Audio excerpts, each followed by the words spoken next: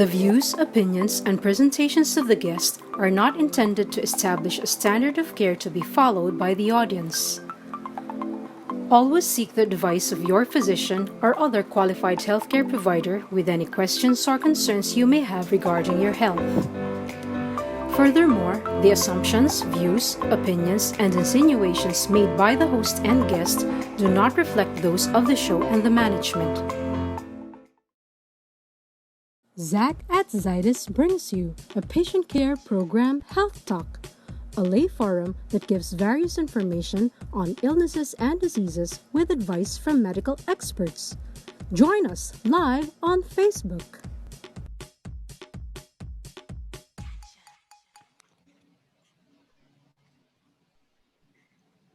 Hello and good afternoon, everyone. I am Aga Aison, Product Manager from Zydus Philippines. Welcome back to Health Talk, your weekend source of good talk on good health, Health Talk. Salamat po sa pagsama niyo sa amin sa hapong ito ng Sabado, October 3, 2020.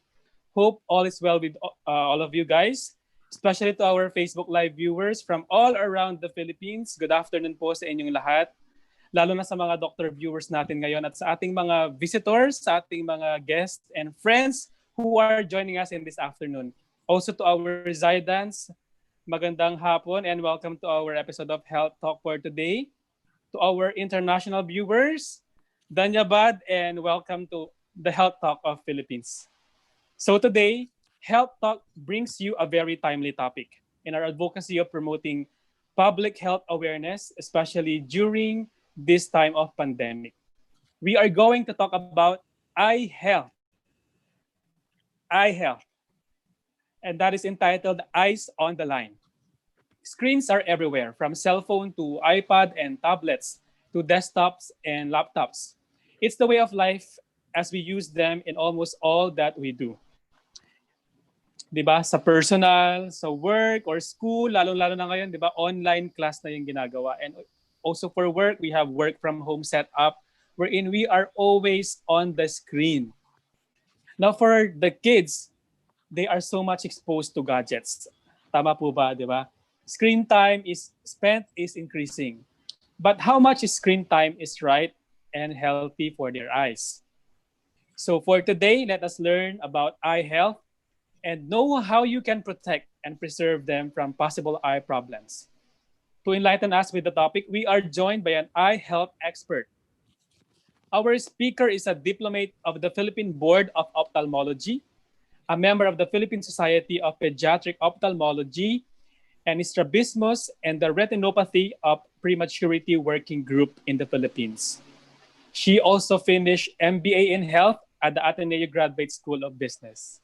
So friends, without further ado, let's welcome our eye doctor for this afternoon, Dr. Renz Bascuña.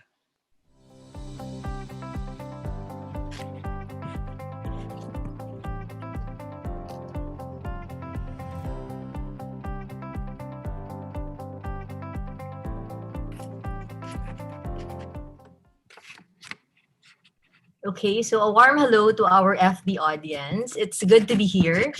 Thank you, Aga, for inviting me. And thank you, Zydus Healthcare Philippines, for the opportunity of being able to share some tips on eye health.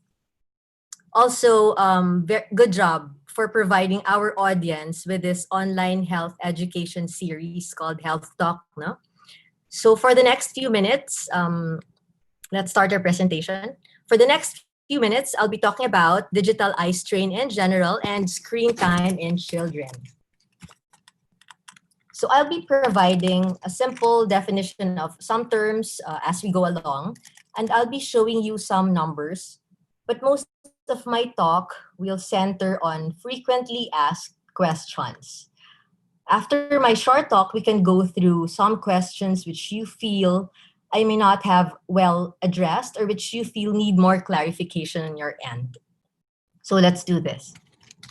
Okay, so have you or any of your friends or family members complained or experienced about any of these? Headaches, blurring of vision, glare or sensitivity to bright lights, tired or heavy eyes, frequent blinking, neck, shoulder, or back pain, irritated eyes, which is associated with prolonged screen time or digital use. If that is a yes, then you're not alone. A lot of us have shifted to doing everything from home, which most of the time actually means working from our screens or our digital devices, doing office work, attending or conducting meetings, attending or teaching online classes. Now, even for recreation, we have virtual parties, we have virtual workouts, and even for shopping, we do everything most of the time online these days because this is our reality for now, a drastic, unprecedented shift to digital media. However, staying for long hours in front of our screens can lead to digital eye strain. This is also known as computer vision syndrome or visual fatigue. And digital eye strain is characterized by a spectrum of vision related symptoms, which in fact has been recognized as a legitimate health problem or health concern for over 20 years already. And because across all age groups, the use of digital media has substantially increased, up to 70% of the population will experience digital eye strain at a certain point. Okay, so I'll be showing you some numbers for us to get a better grasp of digital eye strain. As of July 2020, Statista.com reported that there are over 4 billion users, digital users globally, and almost 4 billion social media users worldwide. Now, in the Philippines, internet user penetration has increased by 6% from 2017 to 2019 with an upward trend for the next 5 years. Now, this is based on this forecast. Furthermore, in January of this year, wearesocial.com reported that end users aged 16 to 64 among 246 countries, for the Philippines, the average time spent per day on the internet using any device is 9 hours and 45 minutes. This is actually 3 hours above the average of 6 hours and 43 minutes. No? So also, just last April, among internet users aged 16 to 64 in the Philippines, 64% are on social media. Again, putting the Philippines in the top spot as far as digital media use is concerned. Okay, so pretty much, given the above numbers, we can figure why digital eye strain is on the rise, especially locally. So at this point, let me try to answer frequently asked questions about digital media and its effects on our eyes and on the general well-being of our kids. We start with this first question. Will using digital devices damage my eyes or my kids' eyes? I get this a lot from friends, from my patients in the clinic. Studies have shown and evidence shows that staring for long periods at digital devices will not actually cause permanent structural eye damage. But using your digital devices for long periods can cause temporary eye discomfort. Okay, second frequently asked question. What are the causes of digital eye strain? I actually mentioned some of them earlier in the lecture, but for the purpose of emphasis and not in any particular order, singly or in combination, some of the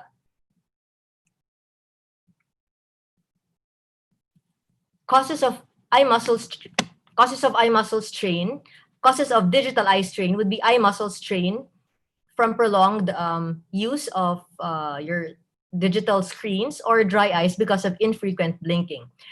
All right, so contributory factors to digital eye strain would be poor posture, wind from a source directly blowing on one's face and eyes, incorrect prescription or incorrect eyeglasses or contact lens grade, and very bright screens or tiny screen fonts, which can actually make the eyes work harder. Now, the signs and symptoms of digital strain. Now, I mentioned this earlier, but for the purpose of emphasis and not in any particular order, singly or in combination. Some of my patients will come to me with painful, very irritated eyes, with neck, shoulder, or back pain. Some with headaches of varying degrees, but usually these are relieved with rest or with digital breaks. Some patients will have blurring of vision or double vision. Some will have glare or sensitivity to light. Others will have increased sensitivity to dust and wind. Some will have difficulty focusing, especially when shifting one's gaze from distant to near objects, or vice versa. Some individuals may experience dry eyes and paradoxically watery eyes, but usually watery eyes would be reflex tearing or temporary overproduction of tears to compensate for dryness. So a lot has been said about blue light from digital devices. Will blue light from digital devices actually damage our eyes? Okay, so before I answer that question, it would be good to know some facts about blue light. Now, first off, blue light is actually everywhere. And the main source of blue light is the sun. No? And as the name suggests, blue light is perceived as blue, although blue light may be present even when light is perceived as white or another color. Our digital devices, our screens, our laptops, our smartphones, our tablets, our LED TVs are also sources of blue light, as well as our fluorescent lamps and our LED bulbs. No? These are all sources of blue light. So this is rather technical, but just to mention it, blue light is visible light that has a short wavelength and high energy. So it's actually high intensity blue light that is potentially dangerous. And blue light from our digital devices is actually negligible.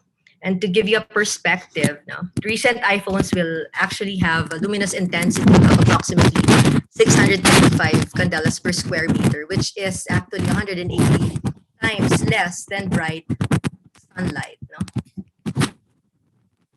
It is pretty much negligible.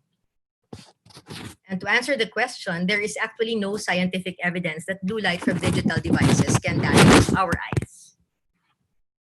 Okay, so some will still ask if they need blue light blocking glasses, no, just in case, to improve sleep, to reduce digital strain, to prevent eye damage, because this really has been a hype, no, this blue light blocking glasses or anti-radiation glasses. But facts tell us that sleep can actually be improved without the need for special glasses, and that digital eye strain is not caused by blue light per se. And blue light from our computers or from our screens do not cause eye disease. The experts have actually weighed in on this, no? And this infographic is actually is borrowed. I borrowed this from the Facebook page of the Philippine Society of Pediatric Ophthalmology and Strabismus, and this is the real deal about blue light and your eyes. That the amount of blue light from screens is not actually significant to cause eye damage.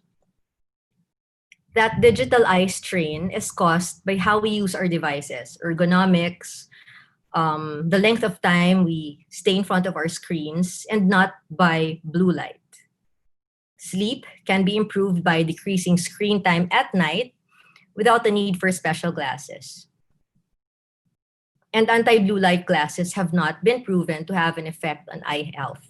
Okay, so let me just mention about sleep and blue light, no? Because blue light has been implicated as decreasing some sleep hormones when used at night, no? That's why lagi sinasabi na pag sobrang blue light, hindi makasleep. sobrang blue light, di makasleep. We can actually improve sleep by decreasing the amount of time using the devices at night. So our melatonin, it's actually the endogenous melatonin that is thought to be decreased with blue light. No? So we decrease our screen time at night. So how can digital eye strain be prevented if not for these anti-blue blocking glasses or anti-radiation glasses? Again, this infographic from the Philippine Society of Pediatric Ophthalmology and Strabismus, here are some tips to prevent digital eye strain.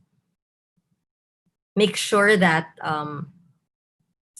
you have the proper posture, be seated comfortably, and the computer is at eye level, and that one is not too close to the screen. A good 18 to 24 inches is appropriate. The font size and screen brightness should be adjusted to a comfortable level. And we should remember to blink frequently. It has to be there has to be a conscious effort to blink regularly. And always remember the 20-20-20 rule, which says that for every 20 minutes of screen time, we stop, look 20 feet away for a good 20 seconds. So again, the 20-20-20 rule is for your eye break. No?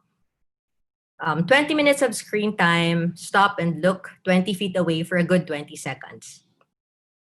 And no fans on the face, no fans or no wind from any source directly blowing onto the face or to the eyes. And we advise patients to lube up, especially those who have dry eyes already. Better yet, consult your eye doctor for any problems that you may have. All right, so how much time should kids spend on their screens? This one is very controversial, interesting. All right, screen time in children.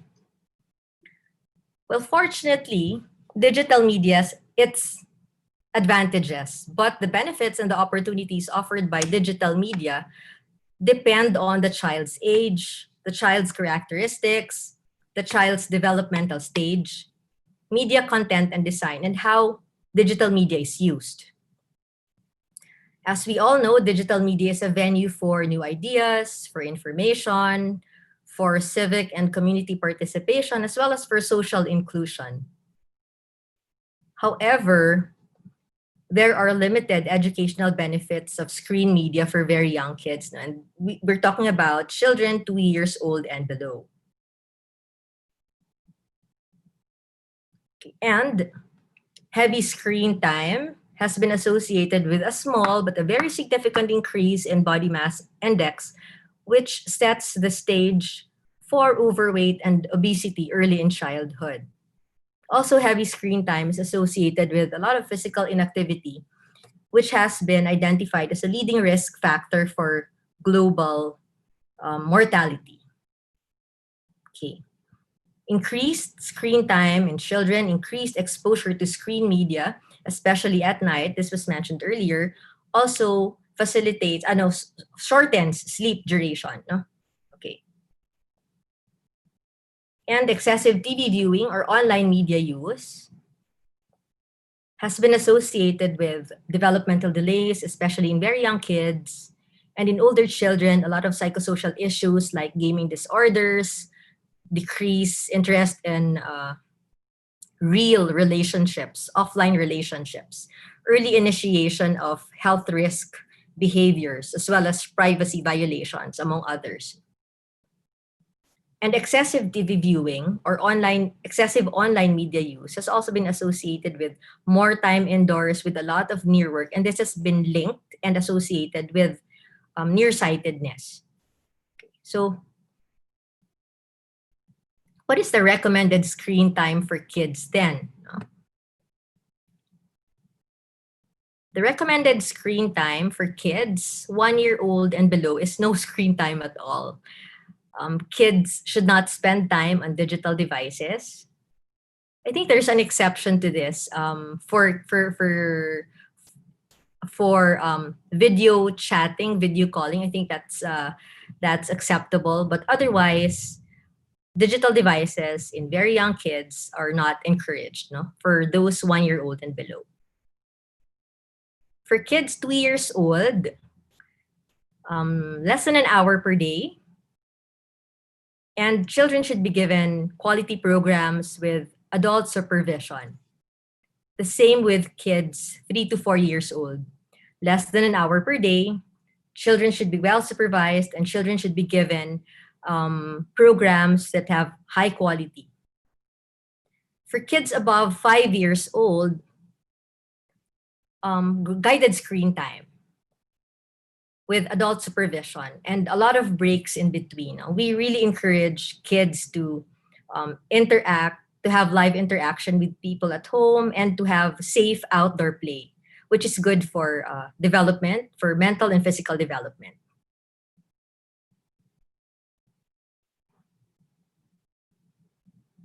Okay, so this is my that was my last slide. If you have time after our lecture, I would like to invite you to please like our page, I Care, which is a public service page of the Philippine Academy of Ophthalmology and the Philippine Society of Pediatric Ophthalmology and Strabismus, because you will find a lot of information about eye health in our Facebook pages. Okay, so thank you. Back to you, Aga.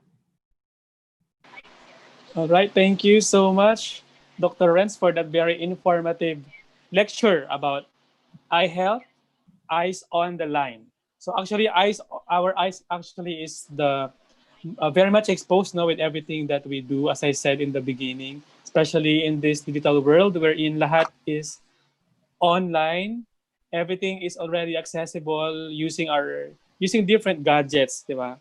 iPad, cell phone, and they keep actually on increasing in terms of their technological offers or advancements, di ba? Parang pag-inganyo nila yun sa mga tao. So talagang wala kang choice kundi, okay, I'll just use my phone. I'll just use my iPad. I just use my tablet. Yeah. So thank you. That's true. It's very it's easier. It becomes the babysitter, no, the digital device. It becomes the babysitters. It's easier to tell kids to keep quiet, to behave. You just hand them the device, and then you're okay. You can do other stuff.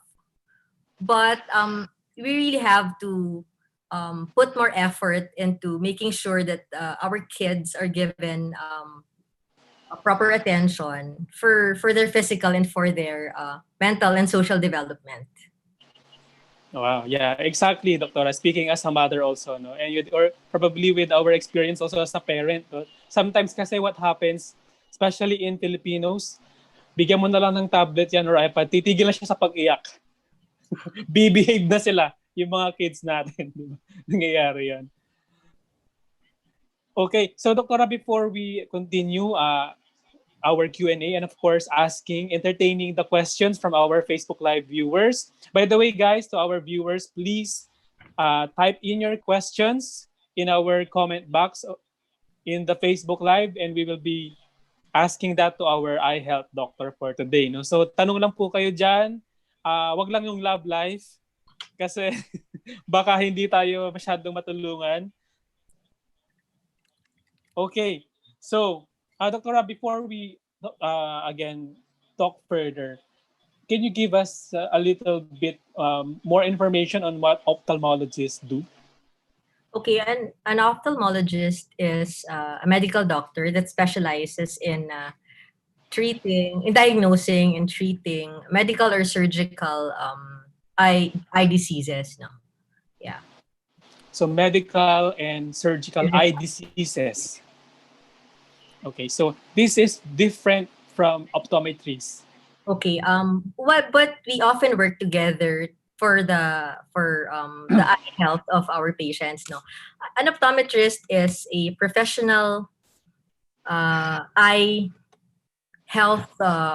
It's a high eye health professional that does eye examinations also, and they're more of into prescribing glasses and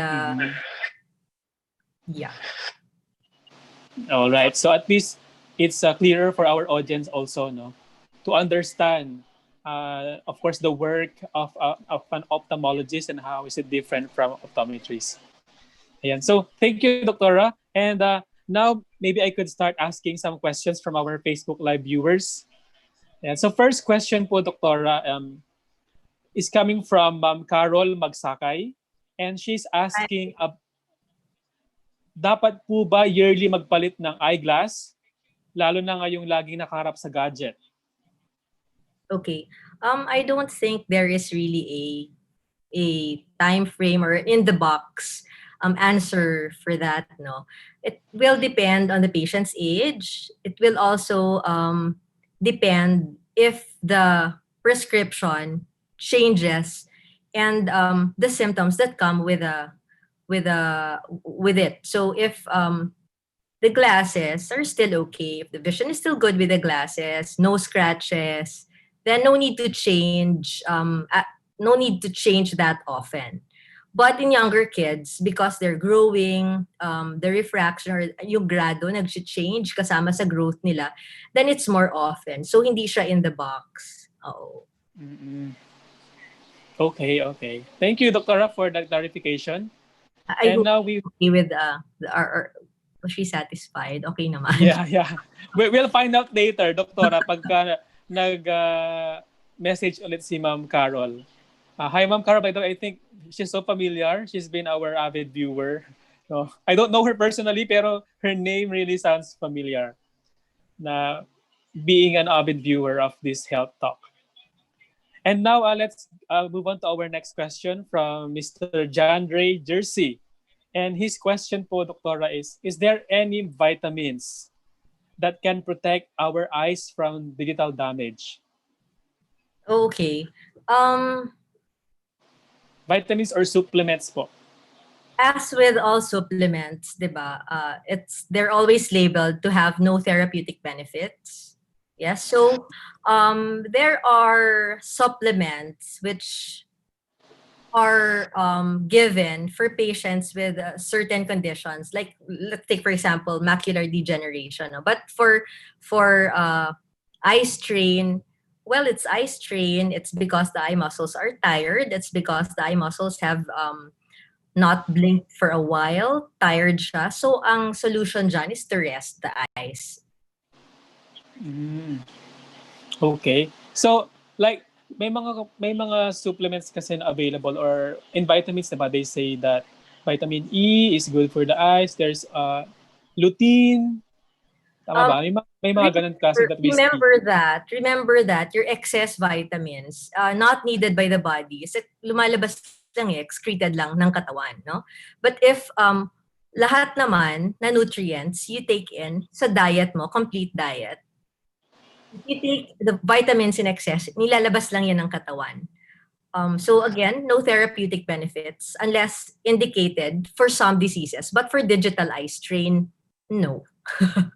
Okay. For digital eye strain, Digital eye no. strain, it's really rest. You really have to regulate your screen time. Okay, I understand. Parang for the eye health, it's okay, no, yung mga supplements, vitamin E, etc. But what you're saying is if it's digital eye strain, rest talaga yung kailangan. Even for other conditions, there are conditions that require particularly age-related macular degeneration. We give eye vitamins for that. But we screen patients because there's a certain group of patients that will not respond well if given this particular vitamins.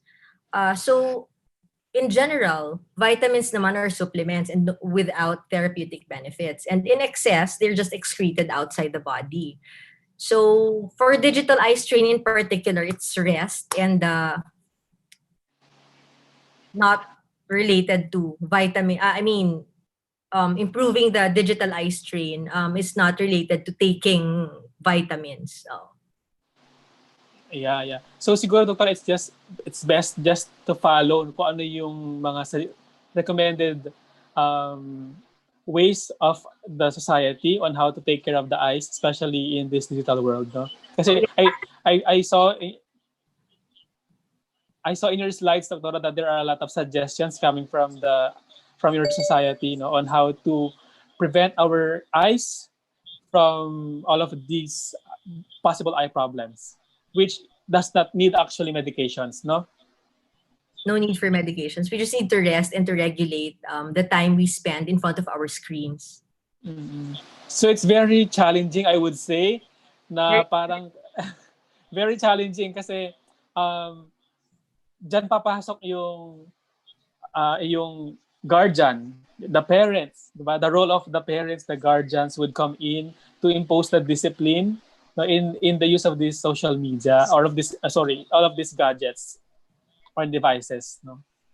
Yes, it's actually these days, no, it's actually easier said than done because the parents themselves are also digital media users. Correct. Playing pasimuno. So Ayan. Thank you, Doctora. By the way, sumagot na po si Ma'am Carol regarding our first question, and she said thank you, Doctora, for answering, at saka kinonfirm din niya na suki nga daw siya ng ating webinar. okay. So thank you, Ma'am Carol. Thank you, Ma'am Carol. Ayan. And others are saying that thank you, Doctora, for upgrading us with new knowledge. Because it's unfair naman na, I mean, some patients, just to note, just to say this, a lot of patients will say na I want anti-rad kahit walang grado. If the patients really insist, okay lang naman, they can have it. But for those who really are short on cash, I mean, sometimes they feel na kulang bang binibigay ko sa anak ko. They don't have to feel bad about it because really, the real deal is they really don't need it. Oh. The anti-blue light or the blue light blocking glasses or these anti-radiation glasses na wala naman silang prescription. Sometimes kung may prescription, then they want to incorporate the anti-rad, that's really fine. It's the patient's choice. But for those who who are on a budget, we want to assure them that this is not really necessary. It's not indicated. Okay.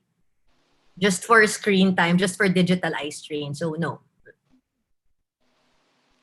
All right. Thank you for clarifying that, Doctora. And now we move on to our next question po. Doctora, this is from Ma'am Susana Carolico. Susana Carolico. Hello. Doc, ano ang gamot kapag kumakate at luha minsan galaw-gaw paligid ng mata? Ay, galaw-galaw paligid ng mata. Kumakate at lumuluha daw minsan yung galaw sa paligid ng mata. Okay. Pag sinabi po kasing kumakati ang gilid ng mata, nagluluha, kailangan po siyang ma-examine ng inyong doktor para malaman po kung ano yung dahilan ng pangangati at pagluluha ng mata bago tayo makabigay ng prescription. Kasi kailangan muna natin alamin yung dahilan, no? Oo. Pagluluha, marami pong pwedeng causes. Pangangati, marami din pwedeng causes. So, kailangan matingnan muna bago natin mabigyan ng tamang advice or kung kailangan ng gamot, ng tamang gamot. So, Doctor, just a follow-up probably of that question. If you could at least say what are the common reasons ng pangangati ng mata at bakit kaya ito lumuluha? Based po sa inyong clinical experience na coming from your patients, what were the reasons primarily? Okay, so itchiness can be because of simple irritation, because there's a foreign body in the eye, because there's an allergy, no, so the eyes can itch. In some of my patients, no, who have digital eye strain din, kamot din ng eyes and nagluluha din. Ang iba, umiikot yung eyes eh. I get that a lot. No? For tearing, a lot din. Pwedeng allergy. It could be actually sore eyes. Pwede. Oo. Sometimes, ang tearing is reflex. Meaning dry ang mata. Kunyari, on the screen, dry ang eyes, and then the eyes suddenly tear up. It's because the eyes try to compensate for the dryness, so they overproduce tears temporarily. So marami po siya, hindi po siya ma'am dekahon na pag sinabing pagluluha, ganito po yung kaagad, no? So kailangan natin makuhanan ng magandang history, kailangan din natin ma-check na maigi para maalaman natin kung ano ang dahilan ng pagluluha, pangangati, bago natin mabigyan ng recommendation or kung kailangan ng gamot. All right, thank you, Doctora. And now we have a follow-up question from Mr. John Ray Jersey. And this is again, Doctor, about the digital eye strain. Okay. So what is the short-term and long-term consequence of eye strains? Or pwedeng hindi digital, basta eye strain in general. What are the possible long-term and short-term consequences? Okay, eye strain is really very uncomfortable, no? So eye strain is very uncomfortable. So you will get headaches. Some people with tired eyes eventually get headaches. But usually for digital eye strain, it doesn't have a structural effect, no? In terms of masisira yung eyes, may mga parts dyan ng mata na magkakaroon ng damage, no? Ang mangyayari is, sakit sa ulo, pagod na pagod yung eyes. But eventually, if you feel that, you're gonna stop, you're gonna take a break, and then later on, pag nawala na yung strain, you'll be okay. But it's recurrent eh. It's recurrent. So kung patuloy ang hindi tama na paggamit ng screens or sobra-sobrang paggamit ng screens or yung brightness ng screen, masyadong maliwanag yung screens, mali yung pwesto, you'll have these recurrent symptoms which are really just temporary. Wala man siyang damage structurally sa eyes. Ayan. All right, thank you, Doctora, for answering that question. I'm very concerned po kasi yung ating mga parent ngayon sa mga anak nila, di ba? Who will be using iPad, tablet, or desktop for their online classes, and probably it will take long, no, before we go back to the normal classes na set up. Yeah. Doktora, may singit ko lang, speaking of online classes, because I have this also concern, no? Probably if you have your insight about using or about being on class or using the digital devices. So far, Doctor, how do you anticipate the eye problem prevalence or disease given this current setup that people are usually on their screens? Mayroon na ba kayong foresight on that? Well, I don't have the exact number. I don't have the exact number, Yeah. but really, I have in the clinics. No, I get a lot of adult patients, even kids, who come to me because of frequent blinking, because umiikot yung eyes, no, because sakit sa ulo, and then after a thorough examination, history pa lang, grabe yung digital device use. Mm-hmm. So, and then otherwise, grado-wise, okay. No? So, yeah, I get a lot of patients more than I used to who have digital eye strain, but I don't have the exact numbers. Yeah. Because probably it's still ongoing. So yes, but I'm sure it's increasing. It's increasing, no, digital eye strain. But it's good to be aware. It's good to be aware of what's happening. Correct. Because if you're aware, you can you know what to do. You have tips. You know what to do. You know how to manage your eye breaks. Mm-hmm. Exactly. That's why we said that this is a very timely topic to talk about. Diba? Dahil lahat talaga tayo involved dito eh. We are concerned about this. Both the young and the old. Lahat actually, no? Lahat actually. Yes. Now, Doctora, we have our next question, and I think we could connect it to the previous one. This is coming from Ma'am Patak Anisa. Okay. Hello. What what is the safest eye drops for dry eyes? And before you answer that question, magbabalik po ang, joke lang. Ano TV? The Buzz! No, the safest Tito Boy. drops for for dry eyes. Dry eyes. And is it possible, Doktora, that you just buy this over the counter? Is it allowed? Kasi di ba, alam mo naman sa Pilipinas, drugstore is everywhere. You could just buy any of these different products. But when it comes to eye drops, because we are not very familiar, and in fact, Zydus doesn't have any of the products, what do you say about this, Doktora? And siguro later on to answer the question of Ma'am Patak, what is the safest eye drop? Okay. Dry eyes. When you have dry eyes and you've been diagnosed by your doctor to have dry eyes, hindi lang siya pag sinabing dry eye, it's all the same eh. Sometimes it's about production, it's about the layers of your eyes involved sa dryness na may problem. So again, hindi rin siya decahon, hindi rin siya in the box. So there are lots of eye drops no which target different layers or what we call layers ng eyes no, and iba-iba yung mechanism din kahit lahat sila ay lubricant or for lubricating the eyes no. It really would be best to get your eyes checked so that you can be prescribed your eye drops no. There are over-the-counter eye drops, but some eye drops have an additional component for the blood vessels of the eyes, which if discontinued can cause rebound redness. Eh. May mga ganon. So it's really the best thing to do is get an eye doctor to check your eyes, and so that you can get the proper prescription. Mm-hmm. Yeah. Yes, Again, yes. Decahon, no? Correct. Doktora, kasi I used to work in a drugstore before. No?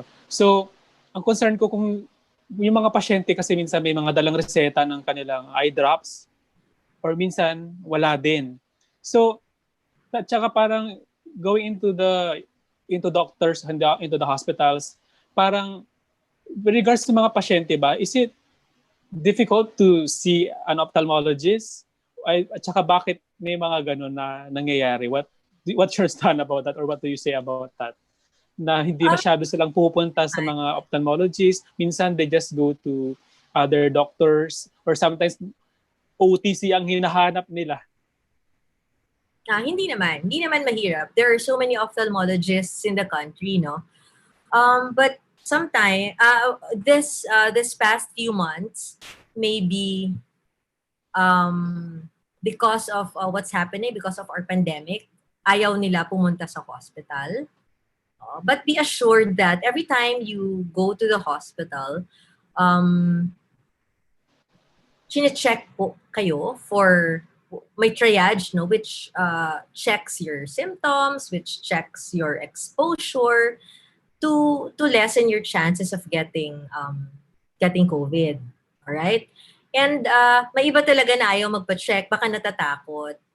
As with the general checkups, di ba? Because some people, what they don't know won't hurt them. Wala naman akong high blood. Wala naman akong diabetes. Wala naman akong nararamdaman. Share na lang kami ng gamot na ganito. So, yes, iba-iba din yung reasons. Pero recently, yun, takot pumunta sa hospitals because of our COVID situation. But I think it's a cultural thing, attitudes din na ayaw magpatingin.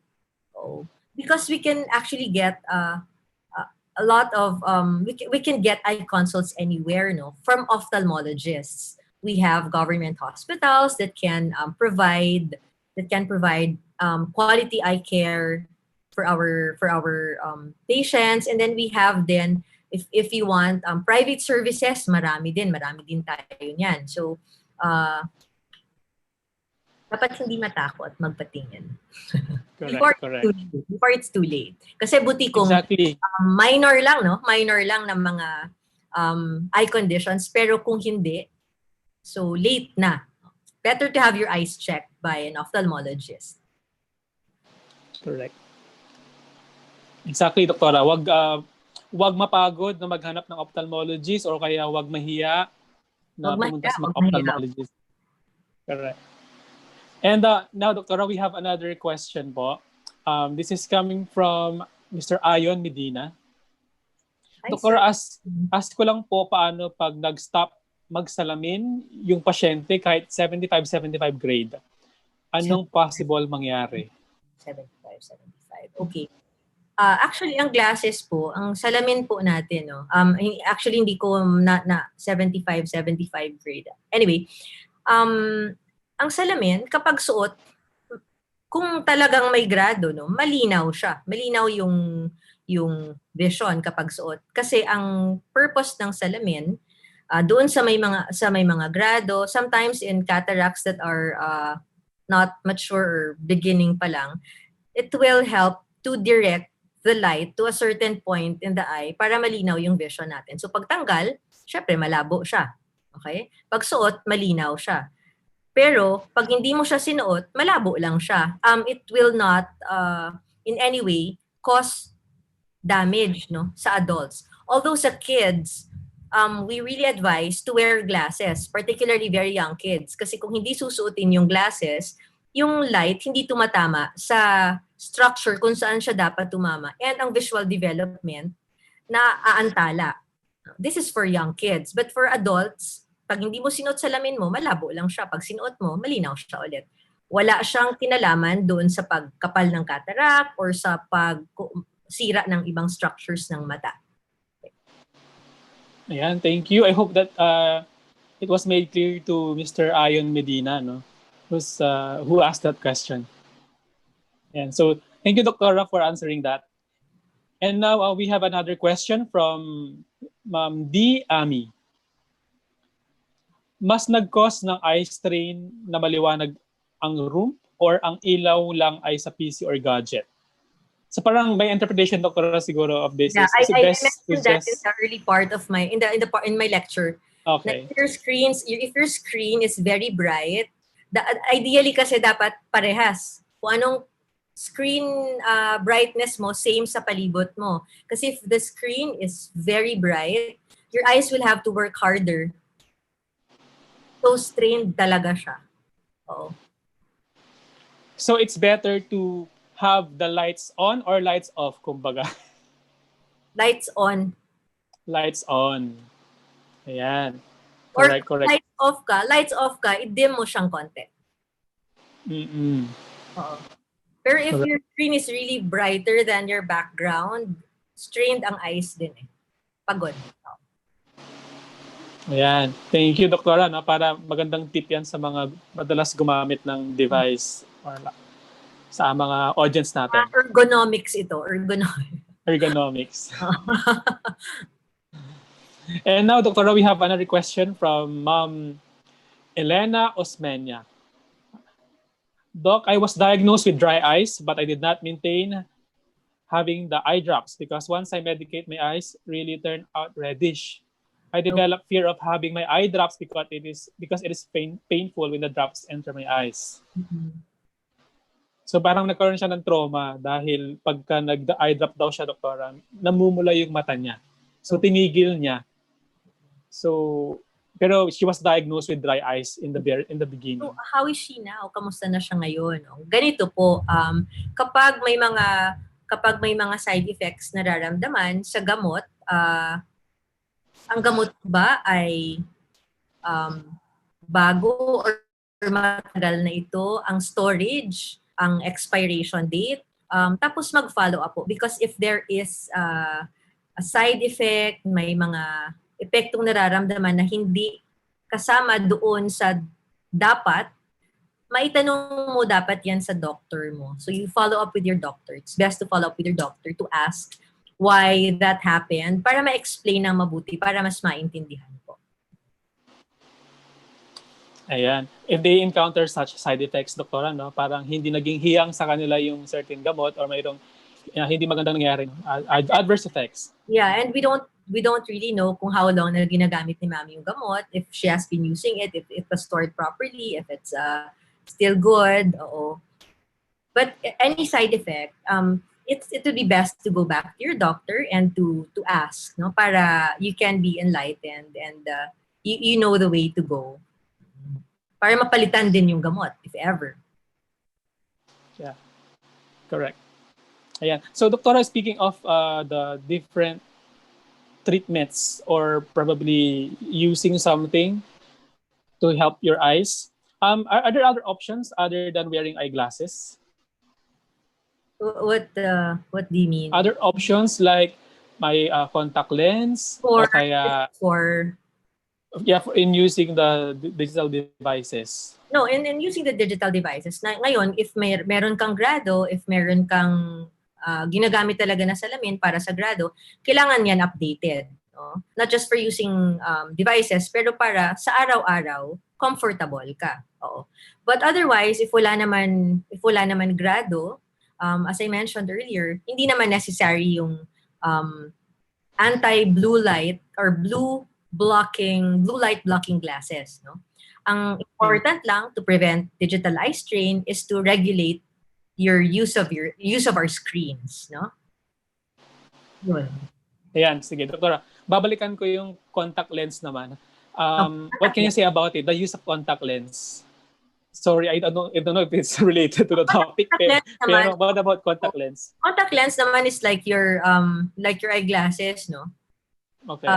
Yeah, like your eyeglasses. Pero syempre, there we have a lot of contact lens wearers naman. Ayaw magsalamin or in certain conditions, iba yung grado ng isang mata over the other, sobrang layo, and mas malinaw if contact lens yung gagamitin.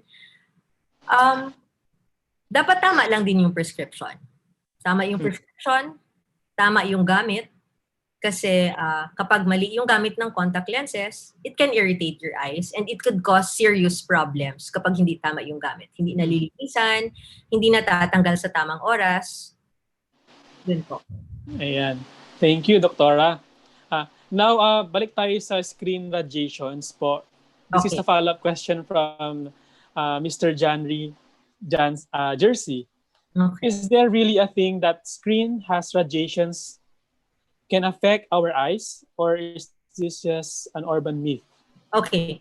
I actually also discussed that in my lecture, no, na there's blue light, and blue light is emitted from our digital devices. But the blue light from our digital devices, from our TVs, from the bulbs sa bahay, mga LED bulbs natin, fluorescent lamps natin, they're in small amounts. They're very negligible. So that is not the one causing our eye strain. What's causing our eye strain is how long we're using our devices. It's like driving ng matagal. Matagal ka nagde-drive. Syempre pagod sa eyes mo. So matagal kang nasa screen, pagod din yung eyes mo. But it is not because of the blue light from your screens, because very konti lang yung amount na yon. Mas mataas pa yung blue light mo when you go outside your house actually during midday. It's more of the length of time you spend on your screens that's actually causing your digital eye strain. Okay. Yeah. Now, Doktora, maiba lang ako. Now naman, the age-related eye health or eye problem. Usually, kapag let's say for me, I have no history naman of blind parents or blind relatives, elders, etc. Usually ba ang mata ng tao ay nangihina or kay lalabas na yung mga kung ano-anong sakit at what age, and what are these possible eye diseases that could a person have when he gets old? There are age related eye problems talaga, no. Cataracts isa 'yon. Cataracts isa 'yon, but for cataracts naman, once you remove the cataract, or in early cases minsan pag nagsalamin clear siya eh, but in intermediate or in very dense cases they have to be removed, and then an intraocular lens is put in place of the lens na nagtigas na, and then you take it out, and then the vision, if uneventful naman, and if okay naman yung ibang structures ng eyes, then the eyes will see well again. Okay. Some parts of the eyes will have age-related problems. No, we have age-related macular degeneration, but hindi rin siya like lahat magkakaroon ng ganon. No? There's a certain percent lang who will have that. Okay. So, when Have first of a all, when I get old, so who are these people that are more vulnerable to having eye cataract? Doktora? okay. So age-related siya. So elderly, pwede. Okay. Usually kapag diabetic, mas mabilis nagkakaroon, mas bata nagkakaroon ng cataract. Kapag smokers, pwede rin. Yun ang iba, ang a few of those na mabilis nagkaka-cataract. We also have traumatic cataracts kasi yung mga tamaan yung eyes. A lot of people who who do field work, grabe yung exposure sa araw, they get cataracts early din. It runs in some families din na ang maaga nagkakaroon ng cataract. Pero hindi yung baby yung sa mga sa mga adults, maaga nagkakaroon ng cataracts. At meron din pong ganyan. Yan, thank you so much, Doktora. Very very informative discussions. Thank you, Doktora. Medyo ang dami na namin natanong, but I think we have last 2 questions. I hope it's still okay with you, Doktora. Doktora, ito naman po, from John Lu. Nakakasira po ba sa mata ang exfoliating beads present in some facial wash? Nakakapasok po ba itong mga exfoliating beads sa internal areas of the eyes while washing the face? Or pwede siguro accidentally? So, nakakasira po ba sila in the first place and what to do when it happens? Oh my, oo, kasi exfoliating beads siya, di ba? So, they're rough ito, di ba? Rough ito, and if it gets rubbed sa eyes, it can abrade the upper layer of the eye. It can irritate your eyes actually. So yes, dapat when you use these ano tawag doon, facial wash or facial scrub, make sure that hindi naman sa eyes kasi hindi directly sa eyes gagamitin, and then you rinse it off first before you open your eyes. So kailangan talaga mag-ingat na lang, no? Yes. Or if it happens, talagang wash with the water, flowing water. Oh, if it happens? You mean if it happens? Yeah, paano po? You have to rinse it out. But kung nag-abrade na siya kasi baka na-rub sa eyes, you have to have your eyes checked also. But prevention, make sure that when you wash using these facial washes, no, you have to rinse off first before opening your eyes. Ayan. Thank you, Doktora, for answering all of the questions. No? So many questions that have been answered today. Thank you so much, Doktora. Parang libreng konsulta ang nangyari po. So maraming salamat po, Doktora. Libreng konsulta, di ba? Parang the way you actually conduct your clinic today, the telemedicine. Ayan, Doktora, and finally siguro, what is your probably advice na lang to our live viewers today, and for those people who will be watching this later on, no, in our, of course, Health Talk in Zaka Zaidus. Marami kasi tayong mga viewers then who are watching it later on, ganyan. So, in general, what is your health advice para sa mga parents, para sa kanilang mga anak, no, in taking care of the eyes, especially our eyes is always on the line or always on the screen? So I have that in my lecture. So you can just go back and check my lecture. We have 3 very important infographics which will help us with information about what blue light does to our eyes, kung may effect man siya or wala, tips on preventing digital eye strain, and recommended screen time for children. Hindi lang children ang kailangan mag-regulate ng screen time, pati tayo adults, because digital eye strain can be hindi naman bothersome, but sometimes it can be debilitating. Yes, talagang sakit siya sa ulo, and you can't go on with the rest of your day kasi sakit talaga yung ulo mo. So you have to regulate using your digital devices. For other eye health information, like I said, please follow Eye Care, which is a Philippine Academy of Ophthalmology's public service page. Also, please follow Philippine Society of Pediatric Ophthalmology and Strabismus. We're on Facebook now for information on your eye health. And thank you so much, Aga. Daming tanong. Pasensya na, and thank you It's for okay, being it's okay. patient and accommodating, Doktora. It's okay. Sana naman naintindihan ng view ng FB audience natin yung mga Yeah. sagot ko. Correct. Actually, isa to talaga sa pinaka most requested topic no from our group discussions no to talk about eye health dahil nga everyone is on the screen using laptop, using digital devices, 'di ba? And that concerns not just the adult but especially the kids. So thank you for giving us your time, sharing your expertise with us, Dr. Renz Bascuña. Thank you so much, Doctora, and stay safe. Hope to see you soon. All right, so there you go, ladies and gentlemen, our ophthalmologist, Dr. Renz Bascuña, talking about eye health with the topic eyes on the line. So hopefully marami po tayong napulot ng mga information sa mga concern natin about our eyes. And thank you very much for all of our Facebook Live viewers who participated for our discussion this afternoon. And for those who are just watching it today in the late telecast, so welcome to all of you and hope to see you on our next episodes of Health Talk. For our next episodes in the coming weekends, it will be moved to Sundays at 3 to 4 p.m. So that will be our new time slot beginning next week for the whole month of October. Sundays at 3 to 4 p.m. Ayan. So that ends our Health Talk for today. Ingat po tayong lahat. Thank you. Zach at Zydus brings you a patient care program, Health Talk, a lay forum that gives various information on illnesses and diseases with advice from medical experts. Join us live on Facebook.